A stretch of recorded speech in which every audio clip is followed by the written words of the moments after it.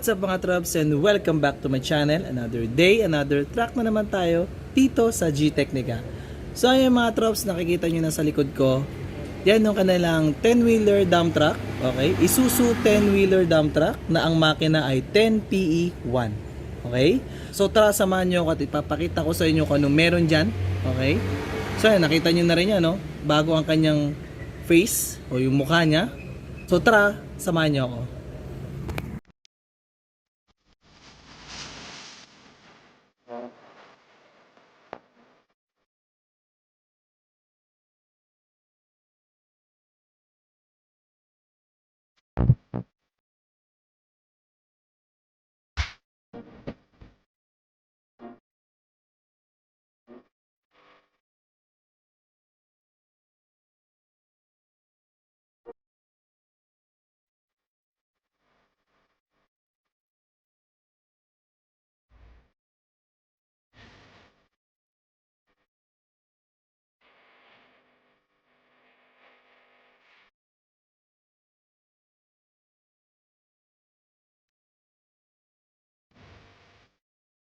So ito mga Trops, ulitin ko lang Isuzu 10PE yung engine niya na 10-wheeler na dump truck. Tapos yung design ng kanyang ulo o itong nakikita nyo is G7000. Okay? Pag umorder kayo, kung gusto nyo na itong design, ang kanyang code ay G7000. Ngayon mga Trops, ito yung kanilang 10-wheeler. Nakikita nyo kulay black. Okay? Dito kasi sa G-Technica, iba't iba ang pwede mong ipagawa ng kanya kulay, okay? Iba't ibang klase, sobrang dami. Kahit anong gusto mong kulay, pwede yun, okay? Ngayon mga Trops, itong dump truck na to sobrang taas, okay? Tulad nito mga Trops, itong kanyang dump box. Standard yung mga Trops, ito ito pinaka, ayan, atras adjust ako para makita nyo.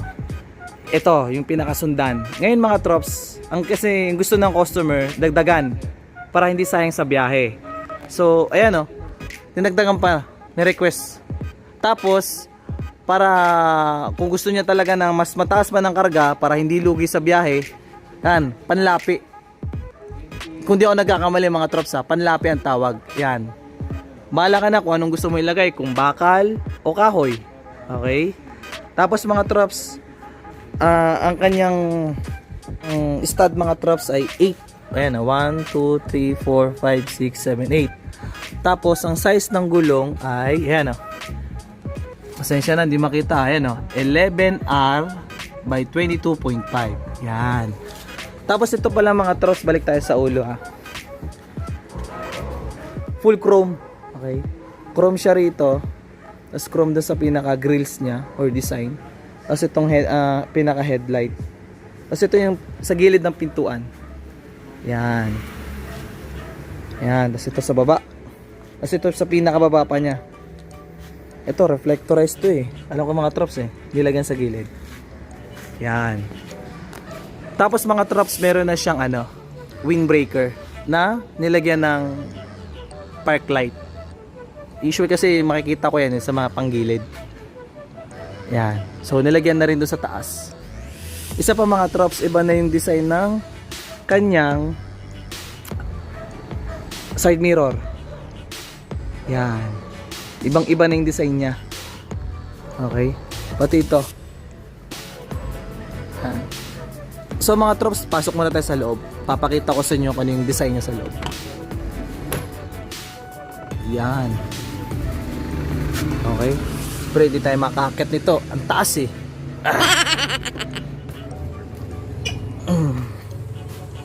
Yan. Alright. So ito mga Trops yung kanyang dashboard. Yan. Bagong bago. Okay. Ayos. Tapos bagong upholstery. Yung mga upuan. Yan. Binaba ko lang to kanina Yan Yan. Tapos yun. Tapos ito nasa likuran ko. Tapos usual mga Trops na nakikita ko sa mga 10-wheeler o sa mga ganitong ulo, naglalagay sila ng kortina mula doon hanggang dito. Tapos doon. Tapos hanggang dito sa kabilang side ko. Dito. Yan. Yan. Yung iba nga pa mga trops dito eh. Yung tipong ano, yung usual kasi mga trops, ito kasing pag ito yung mga truck nyo, dump truck, wheeler o cargo or something, wing van, nilalagyan nila ito kasi hindi na sila, kumbaga inaabot mo sila sa daan ng alanganin. Siyempre dito na sila tutulog o kaya pag inaantok yung driver, natutulog. Nilalagyan nila to para walang istorbo. Yung mga cortina or something, para walang istorbo. Usually man, yun naman ang nakikita ko, lalo yung mga bumabiyahe ng probinsya, bumabiyahe ng mga malalayong lugar. Yan, nagpapahinga sila sa gilid, nilalagyan nila yung cortina.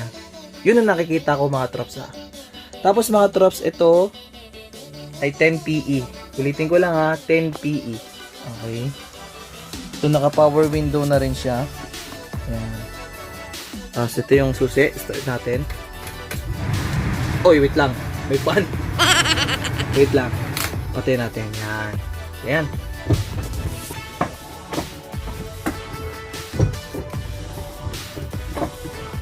So, yan mga trops. Kita nyo? Sa hangin, sa langis, sa battery. Ito alam ko sa handbrake to eh. Yan. So, hindi ko na i-start siya mga trops. Okay. Tapos mga trops, ito yung reserva niya. Yan. Pasensya na, madilim na. Ginabi na ako eh. So, ito. Dito nakalagay yung reserva niya. Okay. Tapos yan. Yung kanyang chassis. Yan. Yan oh. Tapos yung kanyang baby chassis niya. Ito mga trops ay naka-butterfly. Okay. Naka-butterfly boom. Kaya maganda siya. Usual kasi sa mga dump truck, may tinatawag silang bakla. Okay? Pabaliktad naman siya. Okay, pabaliktad siya. Ito naman ay naka-butterfly boom. Mas gusto ng mga naka-dump truck naka-butterfly boom. Yan, nandito. Yan. So yun. Tapos ito mga trops, ito yung tapakan niya. Meron din sa kabila, alam ko eh. Ayun, meron din sa kabila. Yan, para makakit kita sa gilid. Ito mga trops, para talagang all black talaga siya eh, no? Tapos ito, naka-molly siya. Naka-center boogie mga trops. Tapos yung molly niya, ay, yung dahon or molly niya, ito. Bilangin ko lang ha. 1, 2, 3, 4, 5, 6, 7, 8, 9, 10. Yun, 10. Yan. Tapos ito mga trops, iba na rin yung kanyang pagka-design. Okay.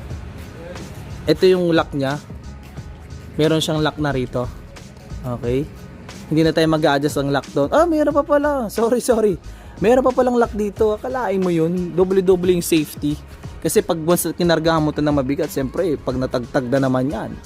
Ito, bubo ka. Bam, wala na. Tapon yung laman. Adi, abala sa daan. Yeah. So ito, may safety rito na lock. Tapos lock dito sa kabila. Yan. Tapos ano to? Okay. May lock pa pala rito mga trops oh. Ito pa pala. Ay papakita ko muna sa inyo.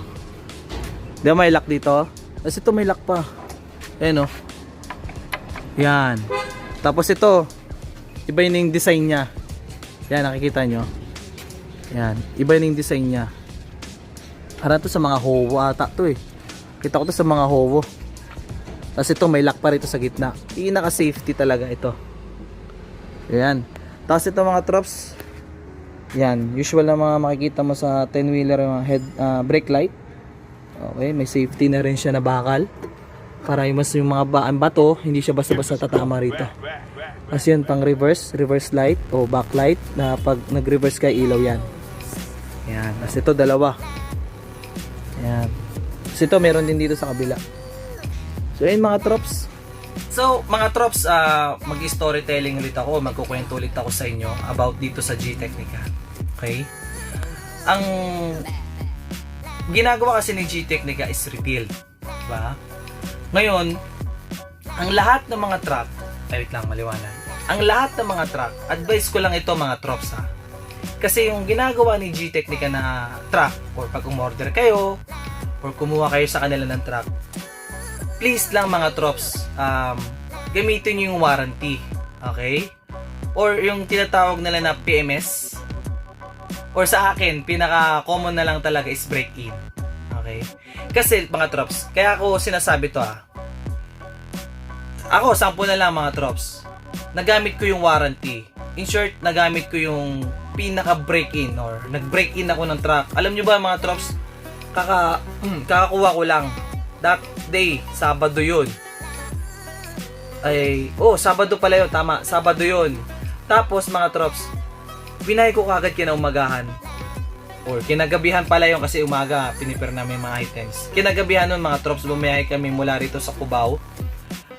Ng 9 PM, tapos nakarating kami sa Baguio ng 5 AM. Okay, sobrang lamig nga ano mga troops Maling-mali ako noon December yun, hindi ko makalimutan yun. Kasi sobrang lamig talaga noon. Hindi ako nakapag-prepare or something. So, balik tayo dun mga troops. Ngayon mga troops, aminado ko. Okay, nagkaroon ako ng problema sa truck ko dahil unang-una sa lahat, yung tinatawag na lang break-in. Okay. Pag once na kinuha mo yung truck dito, kung maaari lang mga trops i-break in nyo muna. Yung PMS, gamitin nyo. In short, gamitin nyo muna yung warranty. Okay? Pag sinabi kasi break in mga trops, lahat kasi ng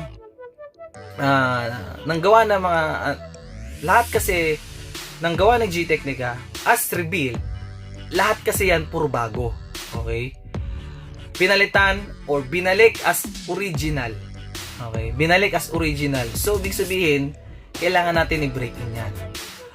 'Di ba? Para doon natin malaman kung ano yung mga diferensya niya, kung ano yung kailangang palitan, or kailangan i-adjust, 'di ba mga trops? Hindi kasi lahat ng sinasabi ko to as ako, sample na lang. Nagkaroon ako ng problema dahil una-una sa lahat yung molye. Kulang. So, ang ginawa ko, kuya kulang, pinalitan ko siya. As dagdag. Pinalitan ko siya ng buo. Okay. Kasi siyempre, nabanak na, tapos kargado pa ako. Tapos nasira yung pinakasuporta na goma doon sa ilalim ng molye. Totoo yun mga drops, nasira yun. Kaya, pagka at ito pa, nagkaroon din ako ng problema drops. Yung pinaka history kung bakit talaga ako nagkaroon ng magandang magandang karanasan. Kasi yung nagkaroon pala ako ng problema dun sa alternator ko. Okay? Yung hose na galing dun sa makina, tapos papunta dun sa alternator, nakatabingi, nakaganyan siya. So walang langis na sumusupply dun. So pumutok yun. Nasira yun mga troops. 'Di ba? Nasira yun. Tapos yung nasira yun, yun na. Nagkaroon ako ng problema, siyempre, pasalamat ako, andun yung ninong ko, mekaniko, siyempre, nagawa namin ng paraan. Pero yung kagandahan talaga mga trops, is, hindi pa rin ako pinabayaan. Binigyan ako ng option kung gusto mo ba na bayaran as cash, ibalik na lang, i-refund na lang natin, or gusto mo palitan ng pyesa para sa susunod, meron kang gagamitin. O, diba? Yun yung pinakagandahan. At mga trops, sasabihin ko sa inyo, maaari lang pag kumuha kayo rito sa G-Technica, gamitin nyo, i-break in nyo muna ang inyong mga truck. Okay? Para malaman natin kung may mga problema man o hindi. Pero kung wala man lang problema, is gamitin nyo pa rin. Kung wala man lang problema lumabas mga trops, maganda. Pero advice ko pa rin mga trops, i-break in nyo muna. Okay? Nagkakaroon ng history kasi ang isang bagay, o nagkakaroon kasi talaga ang unit dito sa marami bumabalik. Advice ko lang yun mga trops, okay? Break in nyo muna ang unit nyo na galing dito sa G-Technica kasi ang rebuild kasi, pag sinabing rebuild, halos lahat yan, ibabalik natin as original. Ibabalik nila as original. Kaya yung mga pyesa, parang, alam mo lang, sample lang, parang bumili ka ng bagong motor. Siyempre, hindi muna babanatin kagad yan ng 60 or something 80. Siyempre, paikutin mo muna yung mga gear niyan. Kumbaga, pabatakin mo muna yung mga gear niyan. Ganito rin yan, okay? Ganito rin din yan sa truck. Kung ano yung pagmamahal mo, kung ano yung pag-aalaga mo sa truck, ganun din yan di ba? Pinakasusi talaga niyan is alagaan kung paano yung alagaan ng mabuting truck. Kaya uulitin ko mga trops gamitin natin ng maigi. Pag bumili kayo dito sa G-Technica, gamitin muna natin ng maigi ang salitang break-in. Gamitin muna natin ng maigi yung truck. Huwag nyo munang banatan kagad ng karga. Okay? I-break in nyo muna. Kung maaari, patakbuhin mo. 'Di ba? Para lumabas yung kung meron mang lumabas na problema, edi ibalik. Pero kung wala man lang lumabas na problema, i-break in nyo pa rin. May sinasabi silang break in tulad ko. 1.5 nasa takbo ng kilometer, 1.5 kilometer. Then susunod na ako niyan kasi usual ang ginagawa ko 1.5, tapos susunod na change oil ko na niyan 5,000 every 5,000 or 6 months. 6 months or 5,000 kilometers, kung ano yung man yung nauna, i-change oil ko na yan. Okay? So ayun mga trops, uulitin ko lang, please lang, pag bumili kayo dito sa G-Technica, i-break in nyo muna. O gamitin nyo muna yung warranty, PMS, o pinakasalitang maganda is i-break in nyo muna. Okay? Para pag nagkaroon ng problema, mga trops, hindi naman kayo pabayaan ng G-Technica di ba? Okay, magkaroon man ng problema ng yung truck, tawagan nyo agad. Itong nangyari sa truck ko, itong ganyan, pwede nyo po ba ako ma-assist o pwede nyo ba ako matulungan? On the spot, bibigyan ka kaganda na ng concern. Diba? Ngayon mga trops, hanggang dito na lang at maraming salamat sa inyong panonood. At kung nagustuhan nyo itong aking video, please like at please subscribe to my channel para laging updated ka sa aking mga susunod pang mga video dito sa G-Technica. So maraming salamat sa inyo at hanggang sa muli. Bye-bye! Peace!